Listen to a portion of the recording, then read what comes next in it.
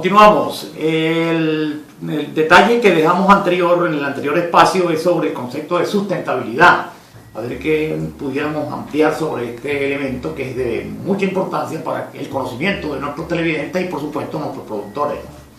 Sí, en realidad cuando a la gente habla de sustentabilidad, yo resumo sustentabilidad es la parte de los recursos, o sea, tener recursos hoy para mañana, para nuestros hijos. Y eso es lo que nosotros vamos a dejar, o sea, vamos a dejar el recurso, no vamos a dejar deuda. Eso es como ir al banco, o sea, que tú seas sustentable en el banco, o sea, que tienes que tener ahorro, claro. Pero esos ahorros tienes que estarlos fortaleciendo, porque si empiezas a quitar, a sacar el dinero, no vas a ser sustentable. O sea, se habla de sustentabilidad, la gente habla de sustentabilidad de tipo económico primero, ecológico y también económico. Entonces, es el producto como tal, pero es el balance entre esa parte social, entre esa parte económica y entre esa parte ecológica. Mucho, si uno habla, los políticos hablan de sustentabilidad, pero se enfoca en la parte social. Por supuesto, alguien capitalista o alguien productivo como tal, económicamente, se enfoca en la parte económica. Capital. En capital. Pero nadie se encarga de balancear esos tres factores, la parte ecológica, la parte económica y la parte política. Y en este caso tomando en cuenta ese concepto de sustentabilidad, han habido casos en el mundo en donde algunos valles, algunas áreas agrícolas han sido totalmente degradadas, tengo entendido, ¿no? Hay casos emblemáticos, que tengo entendido que en el Valle del Éufrates, en el Valle del Tigris, era un valle muy productivo y que en cierta época han disminuido normalmente su productividad, ¿no?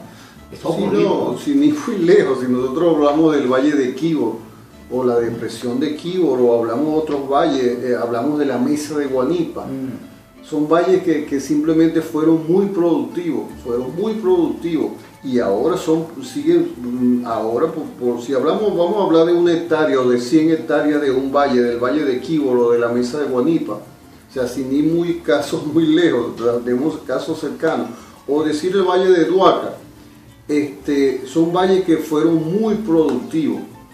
Y la gente hablaba, los rendimientos en papa, los rendimientos en cebolla, los rendimientos en tomate eran 100 toneladas, 50 toneladas. Ahora simplemente hablamos de 10 toneladas, de 20 toneladas. Inclusive la parte de invernaderos, si tú ves invernaderos que fueron muy eficientes cuando se formaron hace 10 años, actualmente cuando se formaron daban 10 kilos por planta. Ahora mucho es 3 kilos por planta, entonces se ha ido degradando, o sea, sin ir muy lejos, o sea, todos esos valles se han ido, la dependencia de los recursos externos, porque si hablamos primero, el primer recurso externo que tenemos es semilla, después hay otro recurso externo, es increíble, ¿no? Pero los fertilizantes siguen siendo recursos externos.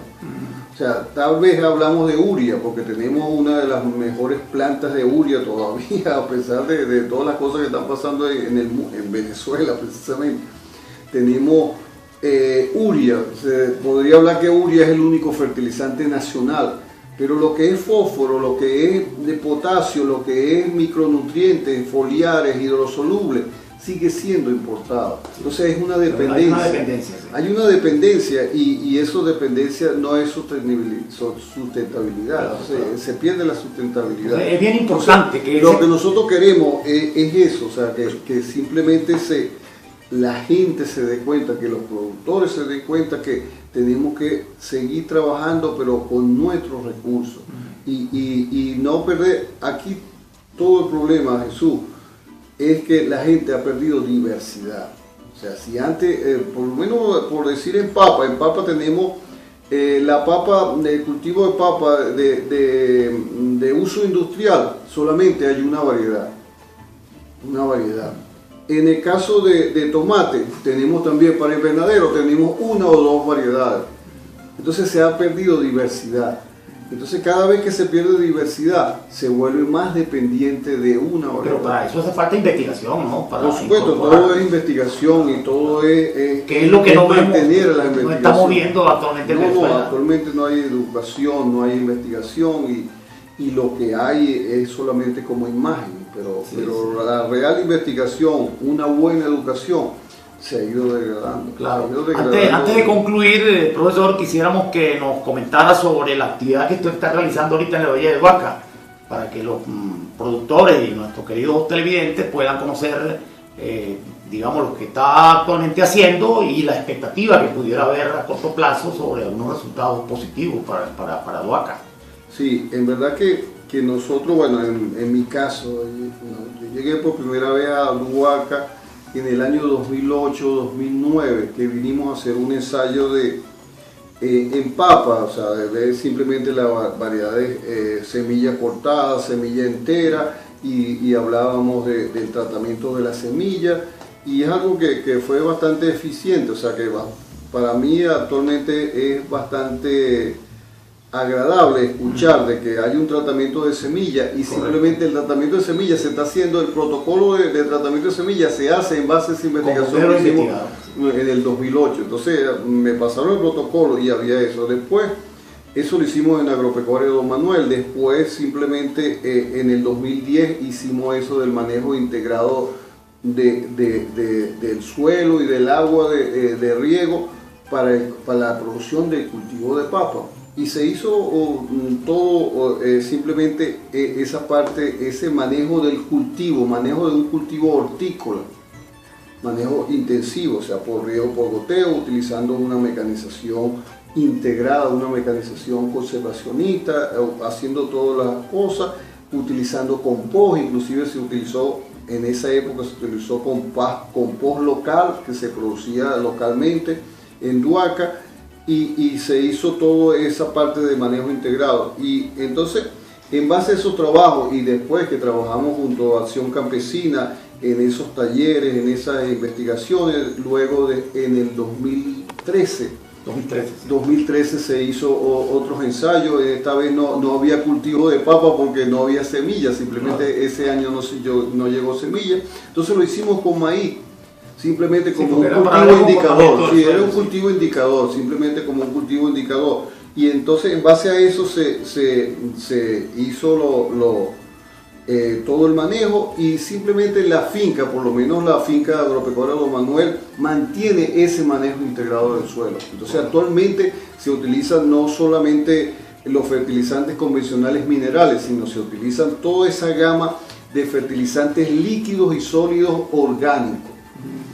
Entonces se está utilizando, se está simplemente, como nosotros lo decimos aquí, promoviendo y fortaleciendo la biodiversidad del suelo y el cultivo. Perfecto. Entonces simplemente tenemos un cronograma, nosotros tenemos un cronograma que tú lo puedes ver y los televidentes lo pueden ver, un cronograma de fertilización orgánica y mineral.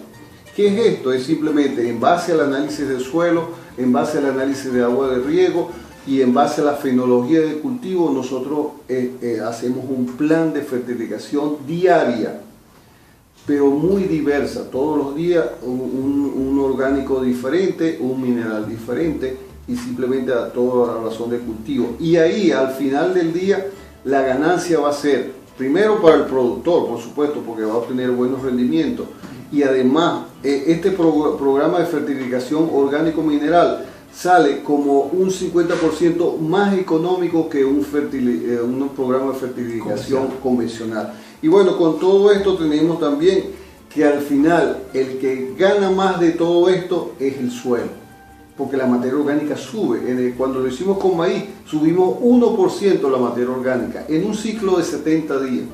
O sea que eso es algo bastante interesante. Okay. Bueno, profesor, excelente. Yo creo que esto va a ser una abreboca de lo que pudiéramos luego comunicarle a nuestros queridos televidentes en próximos programas. Así es que muchísimas gracias y nos despedimos hasta una próxima oportunidad.